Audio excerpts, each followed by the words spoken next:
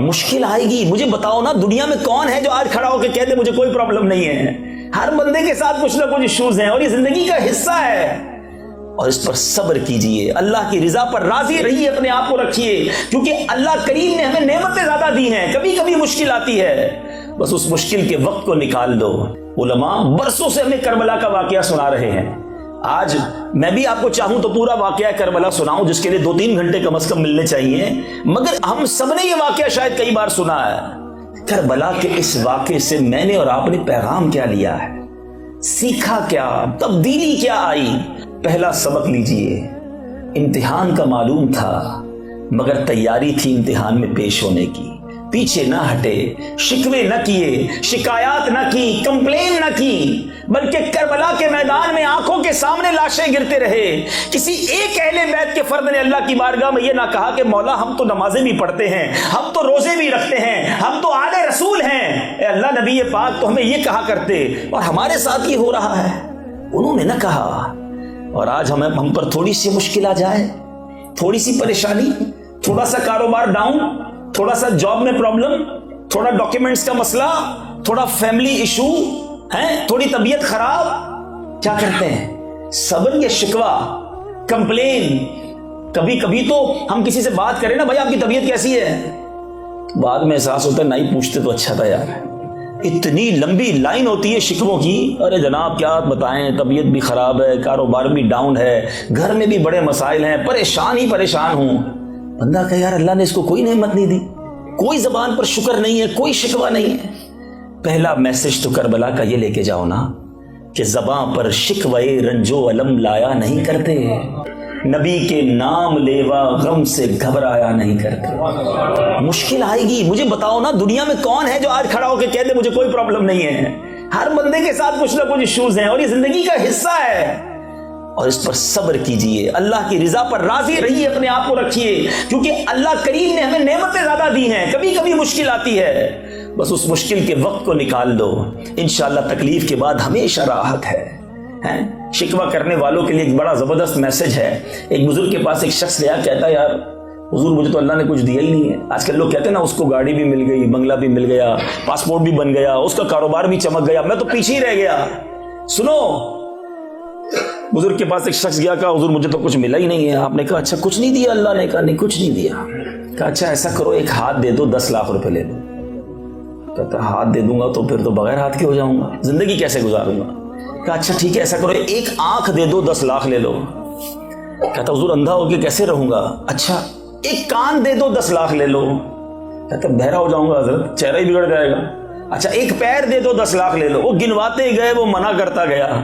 آخر بزرگ کہتے ہیں کمال کے شخصوں لاکھوں کروڑوں کی پراپرٹی لے کے کہتے ہو اللہ نے کچھ نہیں دیا ہے. سوچئے نا, ہاتھ پیر آنکھیں زبان سب سلامت, پھر کہتے کچھ نہیں ہے. پوچھو نا اندھے سے, کیسے وہ بلائنڈ زندگی گزارتا ہے جس کے ہاتھ نہیں, پیر نہیں, زبان نہیں. اللہ نے مجھے اور آپ کو کروڑ سے اچھا بنایا. تھوڑی سی تکلیف پر کمپلین. قبلہ شیخ طریقت امیر اہل سنت ایک بڑا پیارا شعر لکھتے ہیں. آپ فرماتے ہیں پیارے مبلغ معمولی سی مشکل پہ تو گھبراتا ہے. پیارے مبلغ معمولی سی مشکل پہ تو گھبراتا ہے. دیکھ حسین نے دین کی خاطر سارا گھر قربان کیا. یہ مذہبی لوگوں کے لیے بھی میسج ہے. دین کا کام کرنے تھوڑا آگے بڑھتے ہیں, تھوڑا سا کوئی ناراض ہو جائے کہتے ہیں میں نے نہیں کرنا, میں نہیں مسجد کی خدمت کروں گا, بھائی کمیٹی کے لوگ بڑا مشکل کرتے ہیں, میں درس نہیں دوں گا, میں قافلے میں نہیں جاؤں گا, میں فلاں کام نہیں کروں گا. یار لوگ ساتھ نہیں دیتے. تھوڑی سی مشکل نیکی چھوڑ دی. ارے امام حسین نے تو جان قربان کر دی دین کے لیے, اور ہم تھوڑی سی مشکل کے لیے نیکی کے کام چھوڑ دیتے ہیں, جاب چھوڑتے ہیں اس مشکل کے لیے. ادھر تو یورو مل رہے ہوتے ہیں نا, دین کے کام سے لوگ فوراً بھاگ جاتے ہیں. ایسا نہ کریں, کام میں مشکل آئے گی, جو بھی دین کا کام کرے گا اس کے لیے رکاوٹیں آتی ہیں. کربلا والوں کو یاد کرتے ہوئے لگے رہیں, انشاءاللہ کامیابی آپ کے قدم چومے گی انشاءاللہ. آگے چلتے ہیں. اب امام حسین گئے کیوں کوفہ؟ یہ بڑا امپورٹنٹ کوسچن ہے. آپ تو مدینہ منورہ میں پیدا ہوئے, مدینہ منورہ میں آپ کی لائف گزری, اور بڑی شاہانہ سے مراد یہ کہ آپ لوگوں کی آنکھوں کا تارا, دلوں کا چین تھے. روضہ رسول سامنے اور نواسہ رسول مدینے میں, تو ہر شخص آپ کی تعظیم اور عزت کرتا تھا. مگر ہوا یہ کہ حضرت امیر معاویہ رضی اللہ تعالیٰ عنہ کی انتقال کے بعد یزید پلید نے اب تخت پر قبضہ کیا. اور اس کے بعد اس نے اپنا پیغام جاری کیا کہ میری بیعت کی جائے، میری اطاعت کی جائے۔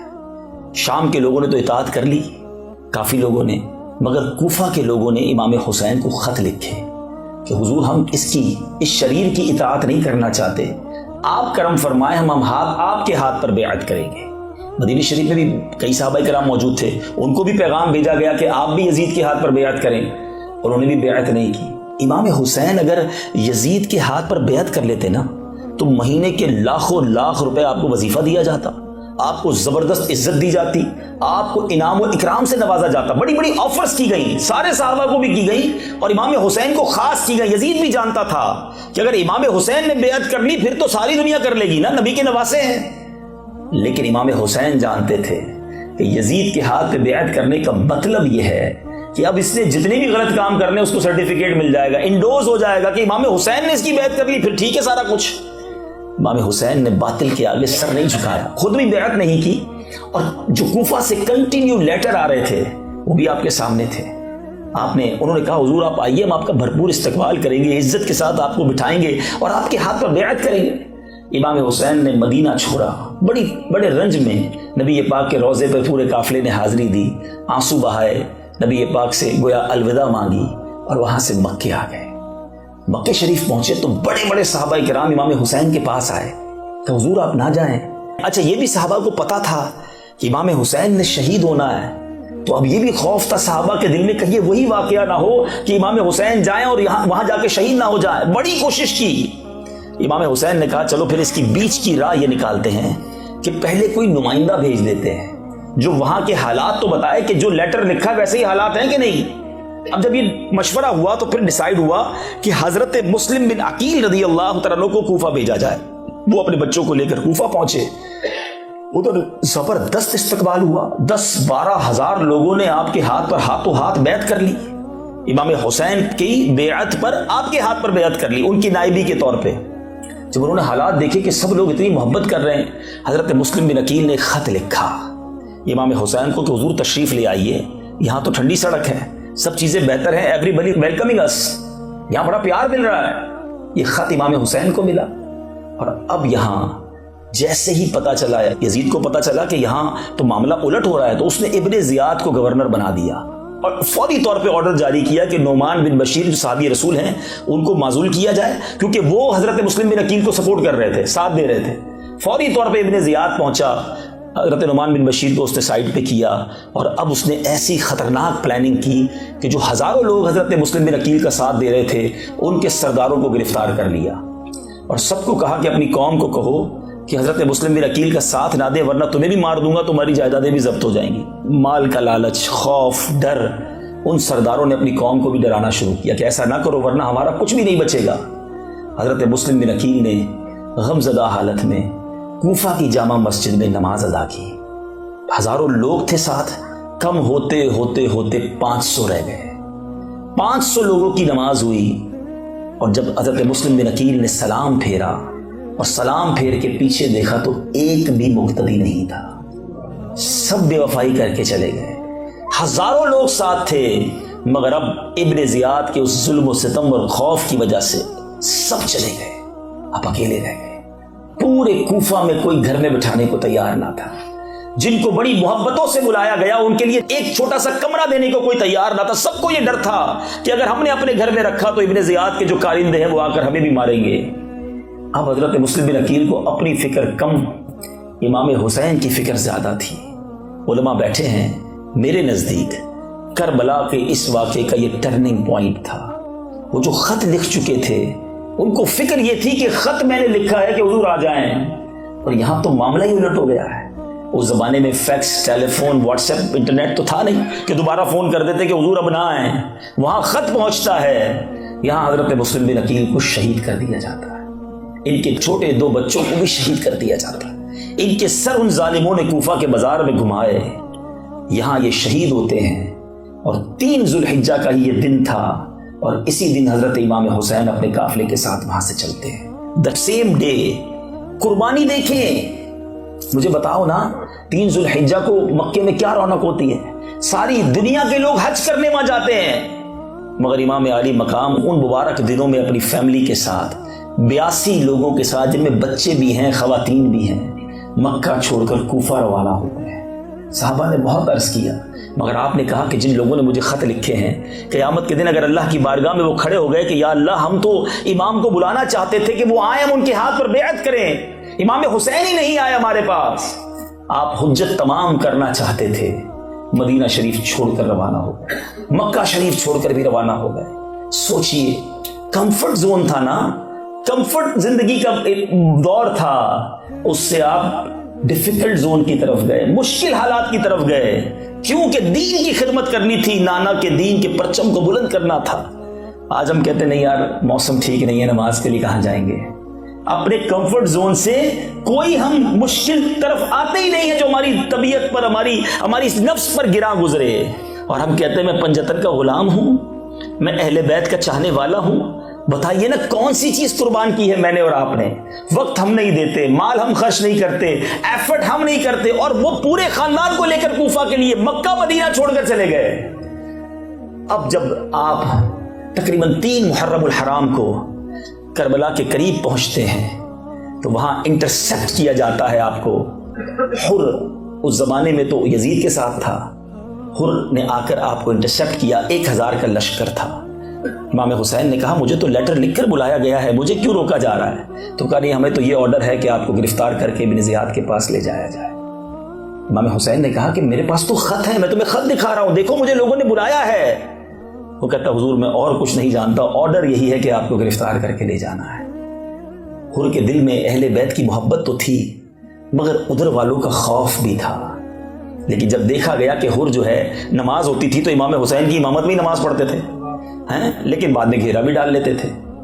اب جب یہ معلومات ہوئی تو ابن سعد کو بھیجا گیا، بہرحال 22,000 کا لشکر آ گیا۔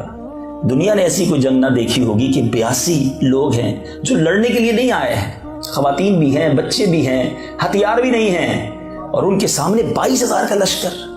وہ سارے جانتے تھے، کیا جانتے تھے کہ ان کی رگوں میں شیر خدا کا خون ہے، ان سے لڑنا آسان نہ ہوگا، انہیں گرفتار کرنا آسان نہ ہوگا، پیر کانپتے تھے، ہاتھ کانپتے تھے ان سے لڑنے کے لیے۔ بہرحال طویل واقعہ ہے کہ کیا کیا ظلم ہوا۔ نہر فرات سامنے تھا مگر پانی بند کر دیا گیا۔ حضرت علی اصغر 6 ماہ کے ہیں، جب ان کے لیے پانی مانگنے کے لیے آگے جایا گیا تو ان کے گردن پر بھی تیر چلا دیا گیا۔ ایک ایک کر کے نبی پاک کے گلشن کے پھول شہید ہوتے گئے، اور آخرکار 10 محرم الحرام کو امام حسین ہیں، اور آپ نے کربلا کے اس میدان میں ایک تاریخی خطبہ دیا ہے۔ بیچے اسلامی بھائی، آج بھی اس خطبے کو سنیں تو عقل حیران ہو جاتی ہے کہ اس خطبے کو سننے کے بعد بھی کوئی ظالم ایسا ہو سکتا ہے کہ جو اس خطبے کو سننے کے بعد بھی نہ لرز جائے اور اپنے ارادوں سے پیچھے ہٹ جائے۔ اللہ اکبر۔ امام حسین رضی اللہ تعالی عنہ نے جو خطبہ دیا اس کے چند الفاظ ذرا سنیے گا تاکہ آپ کو احساس ہو کہ امام نے ہر طرح سے حجت پوری کی، لوگوں کو سمجھانے کی وہاں بھی کوشش کی کہ نہ کرو ایسا ظلم۔ آپ الفاظ سنیں، آپ فرماتے ہیں خون ناحق حرام اور غضب الہی کا موجب ہے، میں تم کو آگاہ کرتا ہوں کہ اس گناہ میں مبتلا نہ ہو۔ میں نے کسی کو قتل نہیں کیا ہے، کسی کا گھر نہیں جلایا، کسی پر حملہ آور نہیں ہوا۔ اگر تم میرا شہر میں آنا نہیں چاہتے تو مجھے واپس جانے دو، میں تم سے کسی چیز کا طلبگار نہیں ہوں، تمہارے در پہ آزار نہیں، تم کیوں میری جان لینے کے در پہ ہو؟ تم کس طرح میرے خون کے الزام سے بری ہو سکتے ہو؟ روز محشر تمہارے پاس میرے خون کا کیا جواب ہوگا؟ اپنا انجام سوچو، اپنی عاقبت پر نظر ڈالو، پھر یہ بھی سمجھو کہ میں کون ہوں، میں بارگاہ رسالت میں کس چشمے کرم کا منظور نظر ہوں، میرے والد کون ہیں، میری والدہ کس کی لخت جگر ہیں، میں انہی بطول زہرا کا نور دیدہ ہوں جن کے پل صراط پر گزرتے ہوئے عرش سے ندا کی جائے گی کہ اے اہل محشر اپنے سر جھکاؤ، اپنی آنکھیں بند کرو، خاتون جنت 70,000 حوروں کو رکاب سعادت میں لے کر گزرنے والی ہے۔ میں ان کا بیٹا ہوں، میں وہی ہوں جس کی محبت کو رسول پاک نے اپنی محبت فرمایا۔ میرے فضائل تمہیں خوب معلوم ہیں، میرے حق میں جو احادیث ہیں تم ان سے بے خبر نہیں ہو۔ اللہ اکبر۔ ایسا خطبہ، مگر لالچ انسان سے کیا کچھ کروا سکتی ہے۔ اس پورے واقعے سے جو سبق زبردست لینا ہے نا، بعض اوقات لوگ سیٹسفائی ہو جاتے ہیں، کہتے ہیں یار میں نمازی، حاجی، زکوٰۃ دینے والا، روزے رکھنے والا، بس بہت ہو گیا، الحمدللہ میں دین پر ہوں۔ یقیناً آپ اگر دین پر ہیں تو اچھی بات ہے، لیکن ایک بات سیکھنے والی ہے کہ اپنے آپ کو مطمئن نہ سمجھیں، اپنے آپ پر مطمئن نہ ہو جائیں۔ جب انسان پر اقتدار، مال اور ہوس کا نشہ آتا ہے، آپ بھی پاکستان سے خبریں آتی ہوں گی، سنتے ہوں گے، دنیا کے اور ملکوں سے بھی آتی ہیں، 4 سال 5 سال 6 سال کی بچوں کے ساتھ جو واقعات ہوتے ہیں، یہ جب ہم سنتے ہیں تو کبھی کبھی خیال آتا ہے کہ انسان نے کیا ہوگا، جانور نے کیا ہوگا، انسان تو ایسا کام نہیں کر سکتا۔ مگر پتہ یہ چلا، یہ کربلا کا واقعہ بتاتا ہے کہ جب لالچ، شیطان کے بار حاوی ہو جائیں تو انسان وہ کچھ کر گزرتا ہے جس کو عقل بھی قبول نہیں کرتی ہے۔ تو آج میں اور آپ بھی اللہ سے بس یہی دعا کرتے رہیں کہ اللہ ہمارا ایمان سلامت رکھے، ہمیں نفس و شیطان کے باروں سے محفوظ رکھے، ہمیں دنیا کی لالچ اور مال کی لالچ اور اقتدار کی لالچ سے محفوظ فرمائے۔ یاد رکھیے نبی پاک علیہ الصلوۃ والسلام فرماتے ہیں 2 بھوکے بھیڑیے بکریوں میں چھوڑ دیے جائیں، وہ اتنا نقصان نہیں پہنچاتے جتنا کہ مال اور مرتبے کا لالچ انسان کے دین کو نقصان پہنچاتا ہے۔ سمجھنا یہ ہے کہ ہمیں اللہ تعالیٰ مال اور اقتدار کے نشے سے اور اس کی لالچ سے محفوظ فرمائے۔ آج امام حسین کے چاہنے والے بیٹھے ہیں، کربلا والوں کے چاہنے والے بیٹھے ہیں، مگر آج مال ہی کی وجہ سے تو مسلمان شراب بیچنے پر مجبور ہو جاتا ہے نا۔ مسلمان بھی کہلاتا ہے اور خنزیر کا گوشت بھی بیچ رہا ہوتا ہے، مسلمان ہی کہلاتا ہے اور حرام روزی بھی کما رہا ہوتا ہے۔ یزید نے اور اس کے قافلے والوں نے مال کے لالچ میں تو یہ کیا تھا نا۔ مجھے بتاؤ، مال کی لالچ میں حرام کام کرنا حسینی طریقہ یا یزیدی طریقہ؟ اپنے آپ سے پوچھو نا۔ ایک طرف تو ہم کہیں کہ اہل بیت پر ہماری جانیں قربان، ہم سب کے گھروں میں عاشورے کے دن نیاز بھی پکتی ہے، اہل بیت کی منقبت بھی پڑھتے ہیں، اچھی بات ہے، مگر میں یہ پوچھنا چاہتا ہوں کہ کیا صرف منقبت پڑھنا، کیا صرف اہل بیت کا نام لینا، ان کی نیاز پکانا ہی ان سے محبت ہے؟ یا حسینی طریقہ یہ ہے کہ اگر حرام سامنے آ جائے، اگر دل چاہے بھی کہ یہ پیسے میں لے لوں، یار بڑے زبردست پروفٹ، بڑا پیارا کام ہے، بڑی تیزی سے پیسے بنیں گے، اب آپ کا امتحان ہے کہ آپ حسینی طریقے پر زندگی گزار رہے ہیں یا یزیدی طریقے پر زندگی گزار رہے ہیں۔ ارے ادھر لالچ کیا تھی، کسی کو کہا تھا تمہیں گورنری دیں گے، کسی کو کہا تھا اتنے پیسے دیں گے، جاؤ حسین اور ان کے اہل بیت کے سروں کو معاذ اللہ کاٹ کر لے آؤ یا انہیں گرفتار کر کے لے آؤ۔ یہ پیسے کی لالچ میں ظلم ہوا تھا، اور آج ہم مسلمان کہلانے والے بھی پیسے کی لالچ میں اللہ کی نافرمانی کریں، حرام کریں۔ مجھے بتائیں نا، یہ کیسی اہل بیت کی محبت ہے؟ امام حسین کربلا کی اس دن، سنو میں آپ کو 1380 سال پہلے لے جانا چاہتا ہوں، کم و بیش 1380 ایئرز اگو ایک اور شب عاشور تھی جب کربلا کا وہ میدان تھا، 2 طرف خیمے لگے تھے، ایک 22,000 کے خیمے تھے، ایک 72 یا 82 لوگوں کے خیمے تھے۔ سو بتاؤ مجھے اس رات کیا ہوا تھا، وہ رات گزری کیسی تھی؟ کربلا والے اہل بیت اطہار کے خیموں میں وہ رات بھی تلاوت ہوئی تھی، وہ رات بھی دعائیں ہوئی تھی، وہ رات بھی سجدے ہوئے تھے، اور بتاؤ وہ 22,000 کے خیموں میں کیا ہوا تھا؟ اس رات وہاں ناچ گانے ہوئے تھے، رقص و سرور کی محفلیں سجائی گئیں، شراب کے جام لٹائے گئے، ادھر جناب اللہ کی نافرمانیاں ہوئیں۔ میں آپ سے پوچھتا ہوں، بڑی تعداد میں ینگسٹر یہاں موجود ہیں، میں آپ سے پوچھتا ہوں، بتاؤ تمہاری راتیں، آج راتیں تمہاری یزیدی طریقے پر گزر رہی ہیں یا حسینی طریقے پر گزر رہی ہیں؟ ہماری راتیں فلموں کے ساتھ گزرتی ہیں، ہمارے لوگوں کی راتیں آج انٹرنیٹ پر گندے مناظر دیکھ کر گزرتی ہیں، آج معاذ اللہ دوستوں کے ساتھ شراب خانے میں گزرتی ہیں، آج ایسی جگہوں پر جا کر گزرتی ہیں جہاں اللہ کی ناراضگی ہوتی ہے۔ بتاؤ نا، شب عاشور یزیدی طریقہ کیا تھا؟ یہی تو کام انہوں نے کیے تھے، اور حسینی کیمپ میں، حسینی خیموں میں کیا تھا؟ تلاوت تھی، نمازیں تھیں، دعائیں تھیں۔ بتاؤ ہماری رات کیسے گزرتی ہے؟ عشاء بھی قضا ہوتی ہے، فجر بھی قضا ہوتی ہے، رات کلمہ پڑھتے پڑھتے نہیں، رات فلمیں دیکھتے دیکھتے ہم سوتے ہیں۔ بتاؤ نا، یہ کیسی اہل بیت سے محبت ہے؟ مرنا نہیں، قیامت کے دن اہل بیت سے ملاقات نہیں کرنی۔ کیا جواب دو گے امام حسین کو؟ کیا جواب دو گے علی اصغر کو اور علی اکبر کو رضی اللہ تعالی عنہم اجمعین؟ ارے ہم تو چاہتے ہیں ان کے پیچھے پیچھے جنت میں جائیں، لیکن اگر بروز قیامت انہوں نے پوچھ لیا کہ تم نے کیا کیا ہے میرے نانا کے دین کے لیے، ہم تو سر کٹا کر آ گئے، پرچم گرنے نہیں دیا، کمپرومائز نہیں کیا نا۔ ایک ہی تو کمپرومائز تھا، مان لیتے یزید کی ہیں، اور آج ہم روز کمپرومائز کرتے ہیں۔ کیا کریں جناب، ہالینڈ میں رہتے ہیں، کرنا پڑتا ہے، دوستوں کی خوشی کے لیے کرنا پڑتا ہے۔ ارے جناب بچے کی شادی ہے، شادی میں سب کرنا پڑتا ہے۔ ہم کاروبار میں غلط نہیں کریں گے، دوسرے کرتے ہیں اس لیے کرنا پڑتا ہے۔ ہر بات میں کمپرومائز، ہر بات میں دین بیچ دینا، بتاؤ نا یہ کیسی اہل بیت سے محبت ہے؟ یہ کیسی امام حسین کی غلامی ہے؟ ارے وہ سر کٹا گئے، سر نہ جھکایا، اور ہم تھوڑے یورو دیکھ کر پھسل جاتے ہیں۔ ہیں تھوڑے دوستوں کو خوش کرنے کے لیے, سب کو خوش کرنے کے لیے رب کو ناراض کرتے ہیں. کیا جواب دیں گے اہل بیت کو؟ آؤ میرے میٹھے اسلامی بھائیوں, زندگی میں کئی شب عاشور آئی ہیں. آج کی شب عاشور زندگی میں ٹرننگ پوائنٹ لے آئے. آج کی شب عاشور میری زندگی کو بدل دے کہ میں واقعی پنجتن کا غلام ہوں, میں نبی پاک کی آل کا غلام ہوں, ان کے قدموں پر میری جانیں قربان, مگر میں ان کے طریقے پر زندگی گزاروں گا. امام حسین کو جب شہید کیا جا رہا تھا, ذرا منظر تو سوچو, چاروں طرف خاندان والوں کی لاشیں ہیں, جوان علی اکبر بھی شہید ہیں, علی اصغر جیسے ننھے مہکتے پھول بھی شہید ہو چکے ہیں, مگر امام حسین کیا کہتے ہیں, مجھے تھوڑی دیر چاہیے. اور اس وقت کیا کیا میرے امام نے؟ اس تپتی ریت پر بھی سجدہ کیا. حالت سجدہ میں آپ کا سر کاٹا گیا. کیا میسج ملا کربلا کے دن؟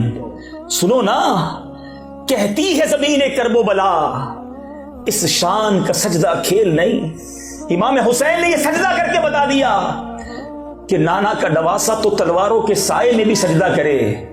اے نانا کا کلمے پڑھنے والوں امتیوں, تمہاری فرض نمازیں قضا ہو جاتی ہیں. لوگ کہتے ہیں یار فجر میں آنکھ نہیں کھلتی ہیں, دوپہر ظہر میں جاب پہ بیزی ہوتا ہوں, عصر میں ٹریفک میں پھنس جاتا ہوں, مغرب اور عشاء میں تھک جاتا ہوں. جی بہانہ چلے گا؟ جس کی فجر جاتی ہے, میرا اس سے سوال ہے, تمہاری فجر میں آنکھ نہیں کھلتی, 7 بجے جاب پہ کیسے پہنچ جاتے ہو؟ کوئی آفس میٹنگ ہو تو ٹائم کیسے مل جاتا ہے؟ کبھی ایسا ہوا کہ کوئی یہ کہے یار صبح 6 بجے فلائٹ تھی, آنکھ نہیں کھلی؟ 6 بجے فلائٹ ہو, 3 بجے ایئرپورٹ پہنچ جاتے ہیں, 4 آدمیوں کو بول کے سوتے بھائی اٹھا دینا کہیں فلائٹ نہ نکل جائے. کبھی نماز کی فکر کی اتنی؟ کربلا کا وہ سجدہ بتاتا ہے کہ سجدے کی اہمیت کیا ہے. خدا را میٹھے اسلامی بھائیو, آج یہ پیغام لو نا, آؤ پکی سچی نیت کرو کہ آج کے بعد ہماری کوئی نماز قضا نہیں ہوگی. ایسا نہیں, ایسا نعرہ لگائیں کہ شیطان ادھر سے دور بھاگ جائے. آج نیت کریں کہ آج کے بعد ہماری کوئی نماز قضا نہیں ہوگی انشاءاللہ عز و جل. پھر آئیے, امام حسین کا ان ظالموں نے سر اقدس تن سے جدا کیا. ظلم تو دیکھو, آپ کے سر کو نیزے پر پھرایا گیا, مگر میرے امام کا سر تھا نا, یہ وہ سر اقدس تھا جو نبی چوما کرتے تھے صلی اللہ تعالی علیہ وسلم. آپ کے لبوں کو میرے آقا نے چوما. سنو کیا ہوا, امام حسین کے سر اقدس سے نیزے پر ہے مگر تلاوت قرآن کی آواز آ رہی ہے. یہ امام حسین کی کرامت ہے کہ آپ کے سر سے جو نیزے پر ہے, جسم سے جڑا ہوا نہیں, تلاوت کی آواز آ رہی ہے. اے پنجتن کے غلاموں سنو, امام حسین تو نیزے پر تلاوت کریں ہیں اور ہمیں قرآن پڑھنا ہی نہ آئے, پورا سال قرآن نہ کھولیں. میں آپ سے پوچھوں کہ بتائیے واٹس ایپ کب آن لائن ہوا تھا؟ تو آپ کہیں گے ابھی آپ کے بیان کے دوران بھی آن لائن کیا تھا تھوڑی دیر پہلے. اچھا بھائی فیس بک کب کیا تھا؟ تو وہ 1 گھنٹہ پہلے آن لائن ہوا تھا. فلاں سافٹ ویئر تو 2 گھنٹے پہلے, فلاں تو 4 گھنٹے پہلے. قرآن کب آن لائن کیا تھا؟ وہ رمضان میں آن لائن کیا تھا. اب کب ارادہ ہے اگلے رمضان میں موقع ملے گا تو قرآن کھولیں گے. سارے سافٹ ویئر روز کئی بار online, Quran offline. اور آپ کو پتہ ہے جب میں اور آپ قبر میں جائیں گے نا, سارے سافٹ ویئر آف لائن ہو جائیں گے, قرآن قبر میں بھی آن لائن رہے گا. تو اس کو تھامو نا جو قبر میں کام آئے گا. قرآن پڑھنے کا ٹائم نہیں ہے, قرآن سمجھنے کا ٹائم نہیں ہے. آؤ یہ پیغام لو کربلا کے اس میدان سے, the message of Karbala for all of you, کہ انشاءاللہ ہم روزانہ قرآن پاک پڑھیں گے. یہ ہے حسینی طریقہ نا, یہ ہے اہل بیت سے محبت کا انداز. یقیناً نیاز منانا, یاد منانا, جلسے کرنا, مرکبت پڑھنا بڑی اچھی بات ہے, مگر مزہ یہ ہے کہ اس بار کوئی کہے یار تم تو بڑے چینج ہو گئے ہو, 5 وقت نماز پڑھ رہے ہیں, روز قرآن پڑھ رہے ہیں, جھوٹ نہیں بولتے, وہ حرام روزی بھی چھوڑ دی تم نے. تو آپ کہیں کہ بس اہل بیت کی محبت دل میں ایسی گھر کر گئی ہے کہ یہ عاشورہ آیا میری زندگی کو بدل کے چلا گیا. یہ زندگی کا ٹرننگ پوائنٹ بنا ہوا آج. حضرت انس رضی اللہ تعالیٰ عنہ سے مروی ہے, رسول اللہ صلی اللہ تعالیٰ علیہ وسلم نے فرمایا 3 چیزوں کو اللہ تبارک و تعالیٰ نے تمام مخلوق کی آوازیں سننے کی طاقت عطا فرمائی ہے. یہ پاور دیا گیا ہے کہ ساری مخلوق کی آوازیں وہ 3 چیزیں سن لیتی ہیں. بڑی امیزنگ حدیث ہے.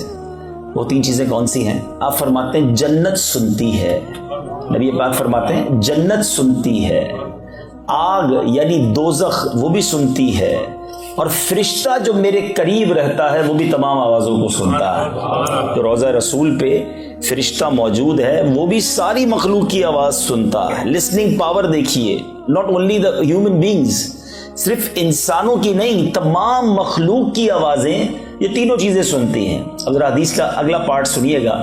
نبی پاک فرماتے ہیں جب میرا کوئی امتی کہتا ہے اے اللہ میں تجھ سے جنت کا سوال کرتا ہوں, تو جنت کہتی ہے کہ اے اللہ عز و جل اس کو میرے اندر رہائش عطا فرما دے. جب جنت کا ہم سوال کریں تو جنت بھی اللہ کی بارگاہ میں عرض کرتی ہے تو جنت مانگا کرو, جنت کا سوال کیا کرو, اللہ کی بارگاہ میں بار بار جنت کی التجا کیا کریں. نبی پاک فرماتے ہیں جب کوئی امتی کہتا ہے اے اللہ مجھے دوزخ سے پناہ دے, تو دوزخ کہتی ہے اے اللہ مجھ سے اس کو پناہ دے دے. جب میرا کوئی امتی مجھ پر سلام بھیجتا ہے تو میرے سر پر یہ نبی پاک کے قریب رہنے والا فرشتہ عرض کرتا ہے یا محمد صلی اللہ تعالی علیہ وسلم یہ فلاں ہے, حضور کی خدمت میں سلام پیش کرتا ہے. آقا فرماتے پس اسے جواب مرحمت فرمایا جاتا ہے. جو مجھ پر ایک مرتبہ درود بھیجے گا اللہ اور اس کے فرشتے 1000 مرتبہ اس پر درود بھیجیں گے اور آگ اس کے جسم کو نہ چھوئے گی. ایک حدیث ہے اور کتنے سارے مدنی پھول ہیں. جنت کا سوال کرنے کی ترغیب ہے, جہنم سے پناہ مانگنے کی ترغیب ہے, اور درود پڑھنے والے کو کیسا اجر ہے. ساری برکتیں ایک طرف. مجھے ایک بات بتاؤ, جس سے آپ کو بڑا پیار ہو, بڑی رسپیکٹ ہو, جس سے بڑی محبت ہو, اور آپ کا ذکر جب اس کے پاس کیا جائے آپ کو کتنا اچھا لگتا ہے. مثال کے طور پہ اگر آپ کے پیر و مرشد ہوں گے ماشاءاللہ بیٹھے لوگ, آپ کو کوئی آ کر کہیں کہ آپ کے پیر و مرشد کے پاس آپ کا نام لیا گیا, کتنا اچھا لگے گا. جس استاد سے بڑی محبت ہو, جس پرسنالٹی سے بڑی رسپیکٹ کرتے ہو, آپ کو کوئی کہے یار آپ کا ذکر ان کے پاس ہو رہا تھا, آپ کہیں گے یار واقعی میرا ذکر ان کے پاس ہو رہا تھا, سچ بتاؤ. اچھا بتاؤ تو اسی کیا بات ہوئی, مجھے بتانا ذرا. اچھا لگتا ہے, بندہ خوش ہو جاتا ہے. بتائیے ایک امتی کے لیے اس سے بڑی کیا سعادت ہوگی کہ وہ یہاں درود پڑھے, ادھر فرشتہ اس کا نام بارگاہ رسالت میں پیش کرے. دربار رسالت میں حاضری کا گویا یہ پاس ہے ہمارے پاس. جتنی بار, اچھا ایسا بھی نہیں 100 بار پڑھیں تو ایک بار نام لے گا, آپ 100 بار درود پڑھیں فرشتہ 100 بار بارگاہ رسالت میں نام پیش کرے گا. خوش نصیب ہیں وہ لوگ جو روزانہ سینکڑوں بار درود پاک پڑھتے ہیں. آج فضول باتوں کے لیے وقت ہے لوگوں کے پاس, سوشل میڈیا پہ گھنٹوں گزار دیں گے, مگر اللہ اور اس کے رسول کے ذکر کے لیے وقت نہیں نکالتے. کوشش کیجئے کہ کثرت کے ساتھ ہو سکے تو روزانہ سینکڑوں بار, آسان ہے درود پاک پڑھنا, ذرا مل کر پڑھیں الصلاۃ والسلام علیک یا رسول اللہ. کتنی دیر لگتی ہے, 100 بار پڑھیں پتہ بھی نہیں چلے گا. تو کوشش کریں کہ کثرت کے ساتھ درود پاک پڑھیں, اور جب جب موقع ملے اللہ سے جنت کا سوال کریں. اور سبحان اللہ علماء کہتے ہیں رب سے مانگنا ہی ہے تو جنت الفردوس کا سوال کریں جو سب سے اعلیٰ جنت ہے. اللہ سے جہنم سے پناہ مانگیں, انشاءاللہ ضرور کرم ہوگا. اللہ سے دعا ہے جو صحیح باتیں ہوئیں اسے یاد رکھنے, اس پر عمل کرنے کی توفیق عطا فرمائے. جو غلطیاں ہوئیں اللہ کریم اپنے حبیب کے صدقے معاف فرمائے. صحابہ اور اہل بیت کی سچی غلامی عطا فرمائے.